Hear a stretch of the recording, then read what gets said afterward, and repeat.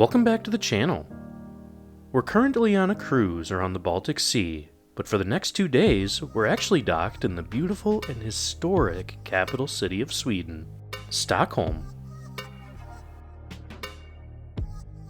In this video, we'll walk around the old town, explore the many museums on the so-called Museum Island, and take an amazing and delicious food tour around the city, sampling all of the local delicacies that this city can muster. We're starting our day at the cruise port on the east side of the city. We chose to take an Uber over to the city's center, since there really wasn't much of an alternative from the port. There are taxis here, but they tend to be pretty expensive. This Uber took about 10 minutes and cost us 145 Swedish crowns, which is a little less than $15. If you do want to take public transportation in Stockholm, there are several visitor travel cards valid for 24 to 72 hours, which of course will be cheaper than an Uber. But again, we weren't really close to any metro stations, so it was just easier for us to take the rideshare. Single tickets for public transport here will cost you about 42 crowns or $4, a far cry from the much cheaper public transportation in southern Europe. Our first stop in this city was the Gamla Stan, which is a neighborhood that's comprised of the Old Town. This part of the city is actually an island, and you can see why it's the home of the Royal Palace and several other government buildings. Historically, it was really easy to defend. This is also the place where the fresh waters of inland Sweden meet the salty and brackish waters of the flowage that makes its way out to the Baltic Sea. On this island, we first made our way to the Royal Palace. This building is imposing on the skyline, and you can't miss it if you're located anywhere on the water in this city. This palace was built in the late 17th century, and it's currently the official residence of the royal family. Even though plenty of government and royal business still takes place here, it's actually open to the public and contains 3 different museums. A ticket to the palace will cost you $17. If you want to add a guided tour, that costs an additional $5. Just a note, we will be telling you the prices of these attractions in US dollars, but keep in mind that they're actually listed in Swedish crowns, so of course they're subject to exchange differences. This building is beautiful, and you can have a good time just walking around the grounds and enjoying the gardens here as well. We were also fortunate to arrive by the Royal Palace right before the daily changing of the guard. The changing of the guard takes place here a little after noon every day, except Sunday when it's a little bit after 1 o'clock. The guard change includes marching guards and a ceremony involving the changing of the military standard and a band playing several songs.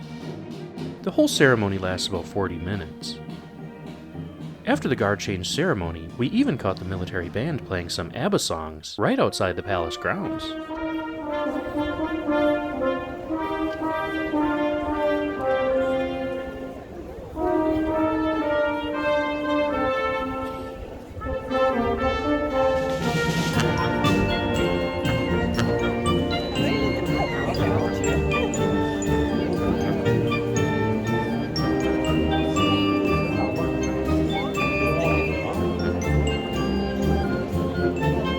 How very fitting for Sweden.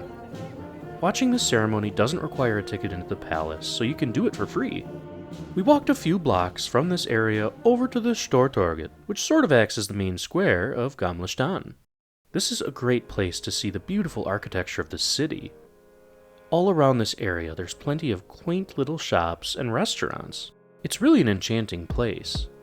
This square is also the home to the Nobel Prize Museum, which has plenty of exhibits and hosts events sometimes led by Nobel laureates themselves. A ticket to this museum costs about $14. We continued walking around the Gamla Stan until we got to the House of Nobility.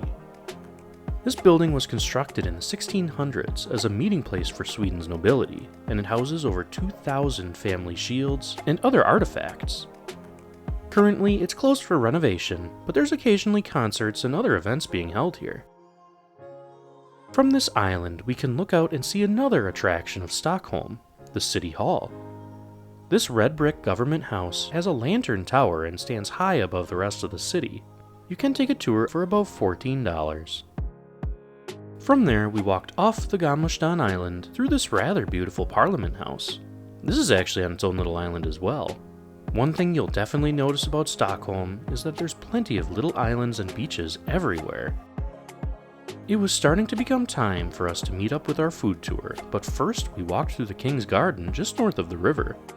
This public park was packed with people, all enjoying the beautiful fountain in the middle of the grounds. During the winter, one of these fountains is actually turned into an ice rink, where the public can enjoy themselves on these long winter nights. So we are on our way to a food tour, so we should walk around for a few hours, go to a bunch of different restaurants, and try some Swedish food. I'm looking forward to it. Yeah, should be good. Our tour was started at another major food-related attraction in the city, the Östermalms Food Hall, or the Östermalmshallen. This food hall is a beautiful building that was constructed in the 1880s, and it served as a central marketplace and food hall during its entire lifetime. Inside, there's plenty of food and craft stalls, offering some pretty amazing products and dishes. This food hall reminded us a lot of the food halls we've seen in places like Spain, Portugal, and Budapest. All around under the roof of the building, you can also find these Swedish proverbs and phrases. There are tons of beautiful details here. We booked our food tour through Viator. None of the food tours we saw on this website were really cheap, but then again, we were in Stockholm. This tour promised several different stops with a wide variety of food types all over the city, and it would take about 4 hours to complete. We were hoping that it was worth it. We started with our tour guide and got a bit of a background on the city. After that, we tried some local cheeses and local game meats, including elk meat, moose meat, and even bear meat. It was all rather tasty. We were even taught a little bit about the hunting habits of the historical inhabitants of this place. Of course, we couldn't leave this food hall without getting a traditional dish containing potatoes, lingonberries, pickled cucumbers, and Swedish meatballs. Swedish meatballs. From there, we walked about 20 minutes to another, less touristy food hall, where we stopped at a seafood stall. It actually turned out to be a pretty good restaurant. Seafood is, of course, a major staple in Swedish cuisine. We were presented with wine and 4 options for a fish course. Time for fish? Yes, I'm excited. Ooh. I ended up going with the fried herring, and Catherine got the classic fish soup. Those are big meals. I know, very hearty, very hearty. We thought we would get a tasting, but we actually got a full meal. The wine also kept flowing as long as we wanted it to. After our meal, we went upstairs to a candy shop where we were able to try some traditional licorice. Licorice is apparently one of the most popular dessert foods in Sweden. This isn't the sugary red ropes that you might be used to, but actual licorice from licorice root. Our guide gave us 4 different types of licorice to try. We didn't really enjoy it, but we were happy to try it. Yeah, but they have like high fees. Yucky. From there, we continued walking through the city. Our guide told us so much information about many of the buildings that we passed, including a history of the King's Park and the Royal Palace.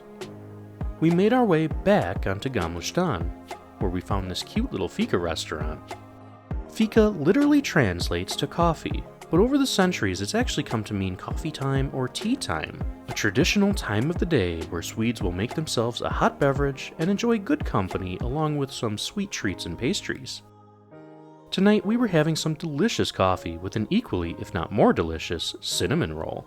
The coffee and cinnamon roll is what many would consider to be the traditional staple of a proper fika. How is it?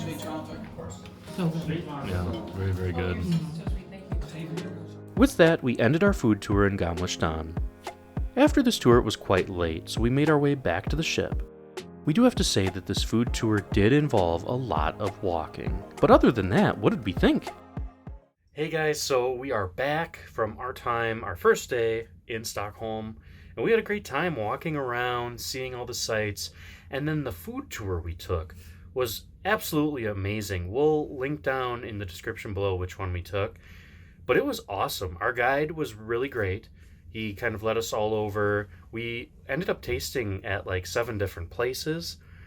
We had the fika, we had seafood, we had some game meats, we had cheeses, we had Swedish meatballs, of course. It was a really good experience. And they do say that it adds up to about 1 meal's worth of food, but to be honest, that would be a very, very large meal. There was so much food that we were offered. We were essentially offered like 2 meals worth of food. So it was a really good experience. Would definitely recommend it.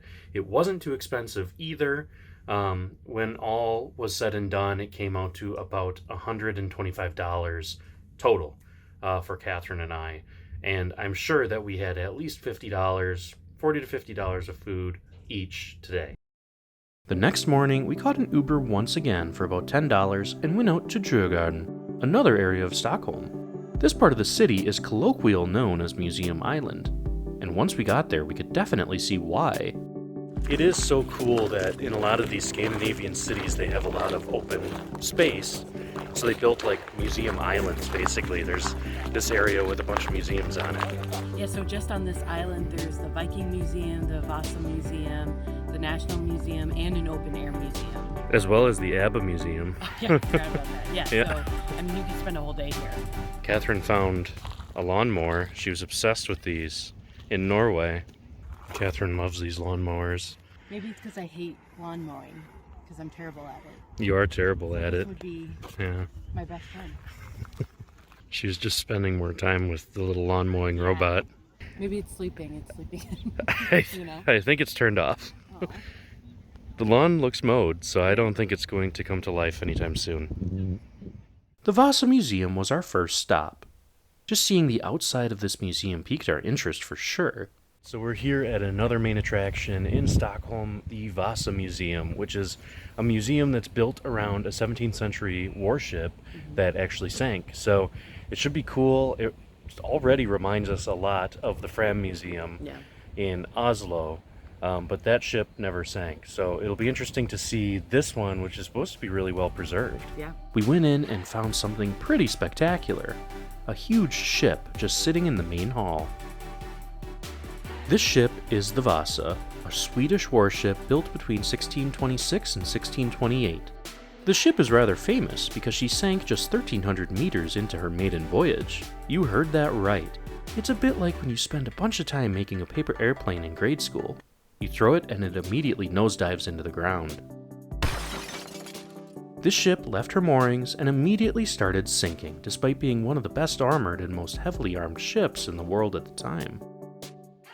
The reason for this utter failure was instability. The top of the ship was far too heavy, and there wasn't enough ballast below deck.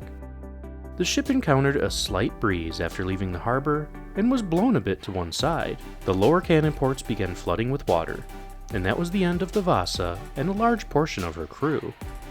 Luckily for us today, the waters in the port of Stockholm have a very low oxygen level, so many of the organic materials, including wood and cloth of the ship, survived over the 300 years that the Vasa sat at the bottom of the harbor. The ship was raised during a very long salvage process and brought here. Now the museum has to be kept at a constant temperature and humidity to ensure that the ship doesn't decompose anymore. This museum was absolutely spectacular. There was so much information everywhere and tons of exhibits. It was definitely worth the $21 per person to visit.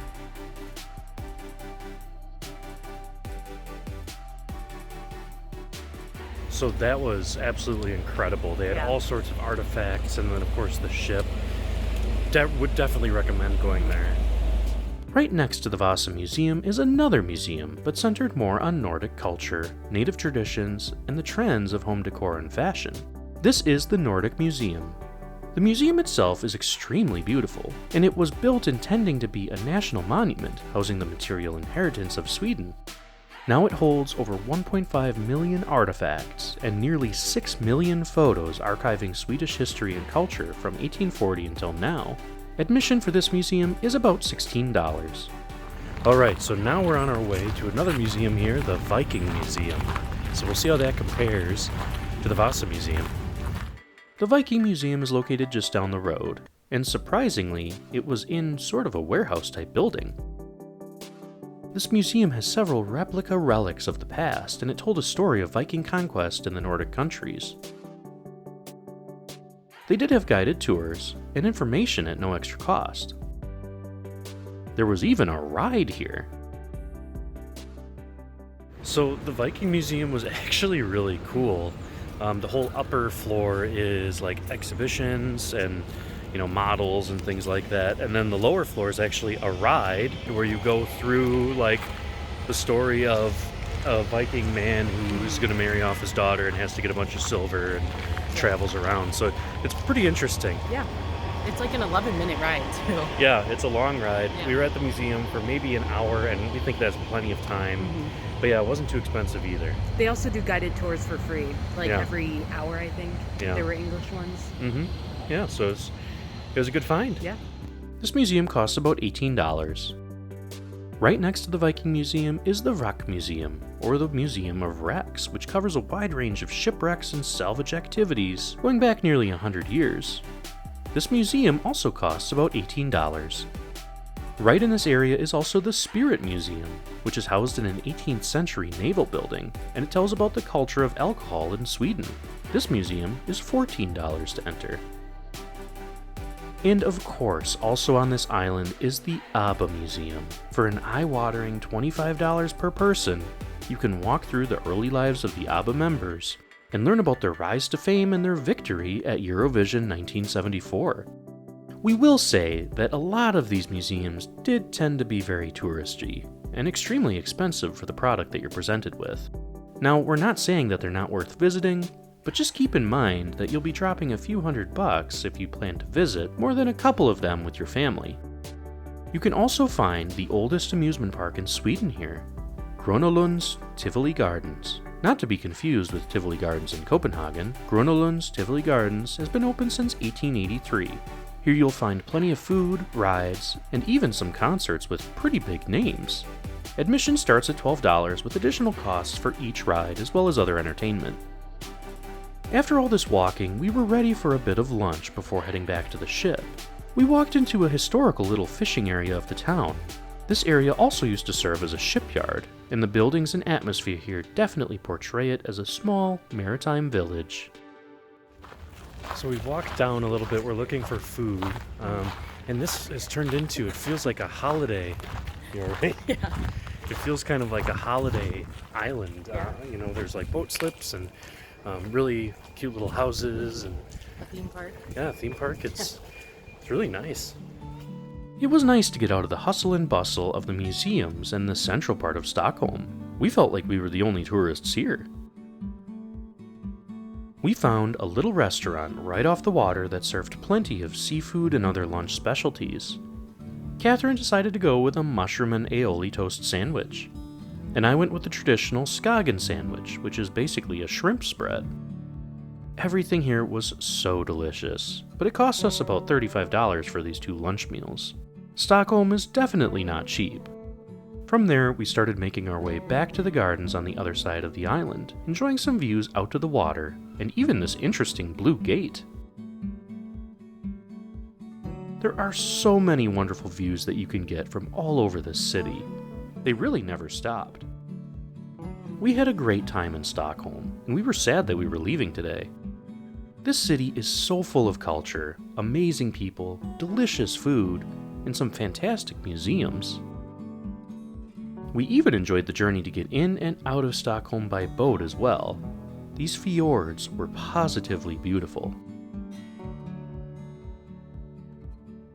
Stockholm might be a bit expensive, but every penny that we spent getting here and enjoying the city was worth it. Thanks for watching this video, and we'll see you in the next one.